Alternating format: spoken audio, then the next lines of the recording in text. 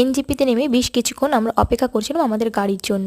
গাড়িটা আসতে একটু লেট করেছিল। এরপর যখন গাড়িটা এলো আমাদের জিনিসপত্র খুব ভালোভাবে গাড়ির ছাদের ওপর বেঁধে নিচ্ছেন। এবার এনজিপি থেকে আমরা চললাম দার্জিলিংয়ের দিকে। গত বছর জুনে আমরা গিয়েছিলাম দার্জিলিংয়ে। পাহাড়ি রাস্তা ধরে আমরা ক্রমশ আমাদের গন্তব্যের দিকে এগিয়ে চলেছি।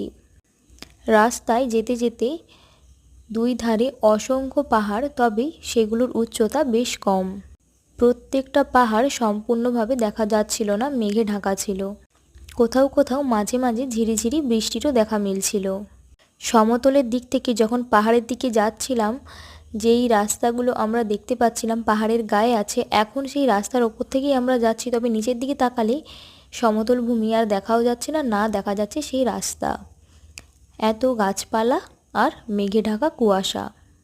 তবে এই ওয়েদার আমাদের জন্য ভীষণই মনোরম। শহরের কোলাহল থেকে দূরে পাহাড়ে আলাদাই এক শান্তি আছে। এবার আমরা পৌঁছে গেলাম কার্শিয়াং। কার্শিয়াং পেরিয়ে আমরা ঘুম স্টেশন ক্রস করে যাব দার্জিলিং ম্যাল রোডের দিকে। আমাদের হোটেল ছিল একেবারে দার্জিলিং ম্যালের পাশেই।